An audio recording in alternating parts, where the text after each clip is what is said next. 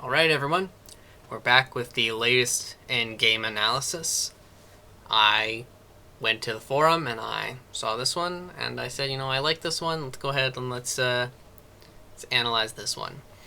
And our player that sent this one in was the black pieces, hence the board being flipped as usual.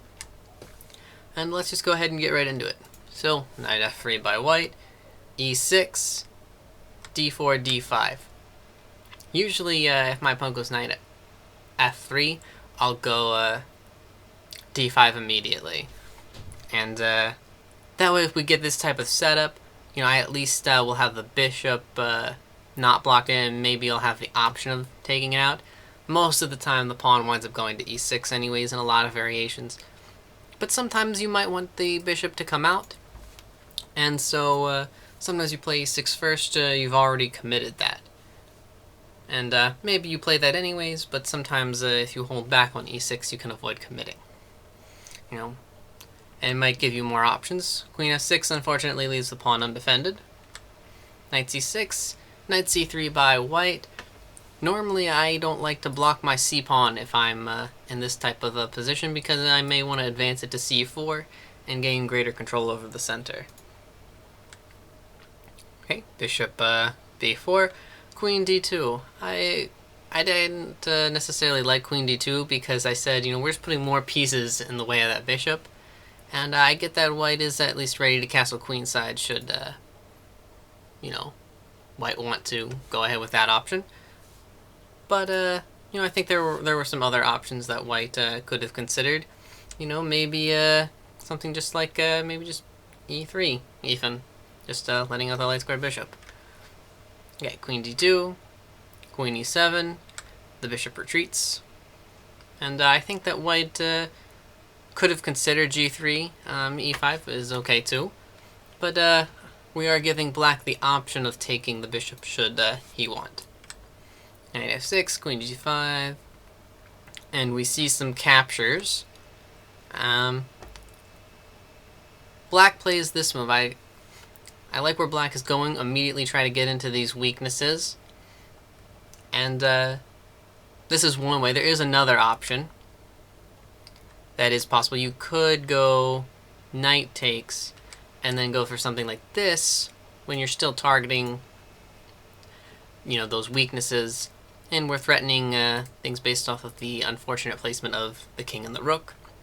And white probably would be best to castle queenside there. And that's one other possibility. Queen a3 also does take advantage of those weaknesses as well, though. Okay. And so we're going to see a number of more exchanges. And after all of these exchanges, you may notice that white comes up with a little bit of extra material. But after queen takes c4, the material difference right now is 2 points. 2 points better for white. But on the downside for white, let's take a look. This rook is in the corner, isn't coming out, so that's not going to be making such a big impact right away. And also the queen is a bit tucked away as well and not really making a great influence. And let's also consider that the white king is not particularly safe. He's not in a very, very shielded position. And so these factors, some of the pieces not being put to their full potential, king being very vulnerable, those things add up to make it so that it's not so bad for black. And the material deficit won't really be felt, for a while. b5, I think that this helps white to get back, something into the game, because this gives a little bit of a target here. If something like b6, the pawn wouldn't be a target, then it's not as great for that rook. It's not really pressuring anything. And there's no invasion points for really either of the rooks right now. And so that may have been something to consider. Okay, b5. Let's get back to the actual game. Let's go ahead. And one other possibility right here for black is rook g8. And that rook comes out on an open file. And white is starting to get a little bit of a consolidated position where the material will show.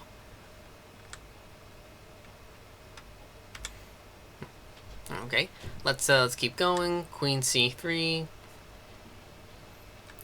and coming up very soon, we're gonna see white starting to hit on this weakness at b5, and white's slowly going to make it so that it's going to be in a position to convert the material to a very winning position.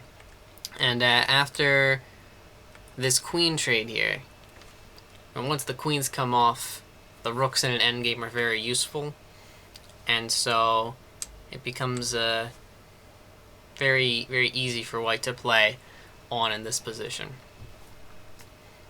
And this is actually where I'm going to stop analyzing the game. I'm going to go ahead and paste the rest of the game. If you'd like to check it out, I'll put the PGN up. But this game, really, the rest of it is just white slowly realizing the material advantage and eventually winning. Because, the rooks are very good in endgames. And, there's some very interesting things that happened in this game. We saw the material imbalance early on was actually perfectly fine because the king was unsafe in the center and the pieces were kind of in the corners. But unfortunately for black was not able to keep the activity going and the pressure on the king, and so black wasn't able to hold on, unfortunately. But alright, a very interesting game. Thanks for sending this one in. Thanks for watching. Send me more games, everybody.